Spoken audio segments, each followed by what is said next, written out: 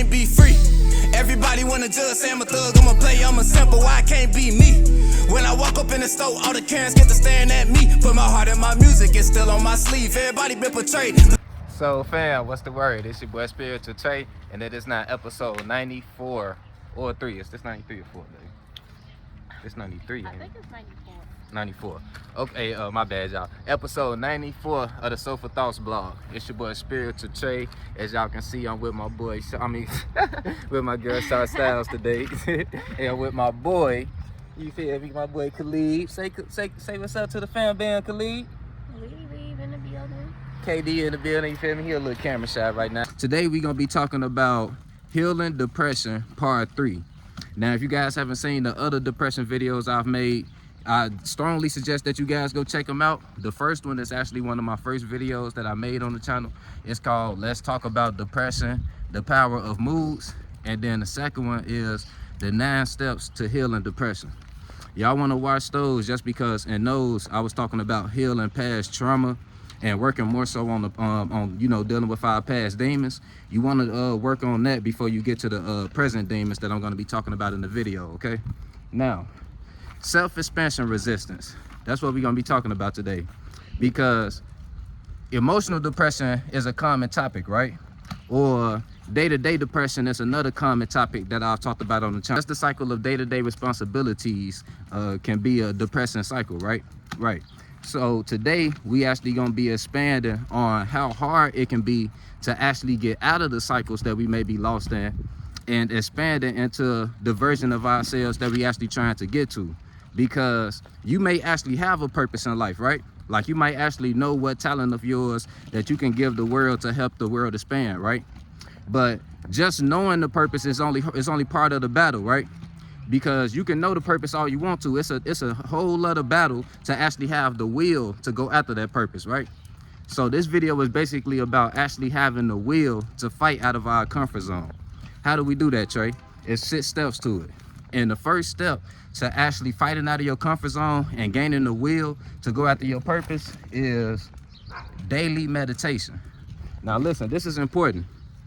You guys want to take your time and just develop the habit of meditating every day.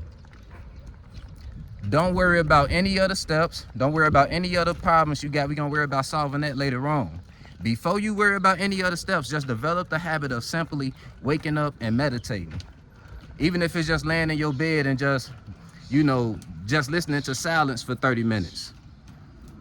Anything to just put you in a peaceful mindset before you start your day, develop that habit, right? After that, step 2, you want to develop a healthy morning ritual. This is just to, like I say, exercise your subconscious mind, put it in a peaceful, more clearer space for the day, right? You want to develop a morning ritual, and I strongly suggest, you add cleaning to the activity, because there's nothing like cleaning your space before you leave your space. If you leave your house, your space, your home space in a clean space, your mind will be in a much clearer space. You'll see your environment and everything happening around you from a much clearer perspective.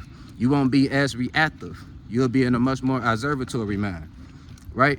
So you want to develop a healthy morning ritual. For me, it's meditation, yoga, obviously the shower, and but when I'm in the shower, I actually make it actually, you guys just go watch my daily ritual video. I forgot I posted that. I actually got a video on developing healthy morning rituals. You feel me? So if you need help with that, you can just go watch that video. Now, step 3 is space cleansing techniques. Okay, so now that your spirit is in a much more healthier, much more cleaner space, you've developed the habit of meditating on a daily basis. You developed a nice morning ritual. You can see yourself being in a much more patient and clairvoyant space. Because of that, now you're gonna start becoming much more aware of the phases of depression that you might be going through. Like now, instead of just scrolling through Facebook for hours, you might scroll for about 20 or 30 minutes before you notice, like, damn, I'm not being productive right now. I'm really like just sitting here in darkness, you feel me, tripping. And you'll be able to snap out of it a lot quicker. Here's the key. If you want to quicken up that process of actually becoming aware when you're actually in a depressive slump, you want to develop space cleansing techniques. This can be simply just some deep breaths, just taking a few deep breaths and clearing your mind, and then going into the activity. Because let's say you got a craft you're working on, right? You got a craft that you're trying to get develop, and you might go through depressive slumps to where you have a real desire to actually work on your craft, right? But because of whatever emotional slump you might be in, or just because of whatever pattern that your ego is attached to, you're not actually getting up and actually working on your craft when you know that you want to, right? What you want to do is develop space cleansing techniques like I say, taking deep breaths, allowing your mind to clear, or you can get up and do some jumping jacks, get active, just to force your body to get a little energy flowing, or walk around the neighborhood, or shit, maybe even some aromatherapy, just making sure you always around some healthy natural smells, or just anything that can help you get out of the funk that you're in, right? Just come up with any technique. Like I say, deep breaths or focusing on the sounds of the environment, or jumping jacks, whatever it is to get your mind active and running, and then dive into it. Dive right back into your craft. Hey, how y'all doing? All right. Now, step 4 to healing self-expansion resistance is to choose who you share your space with wisely. This one is obvious, right? Just because you don't want anyone around you who's lost in their patterns that might be keeping them in a slump, because it's just gonna make the atmosphere that much heavy on you and make it harder for you to get out of your slump.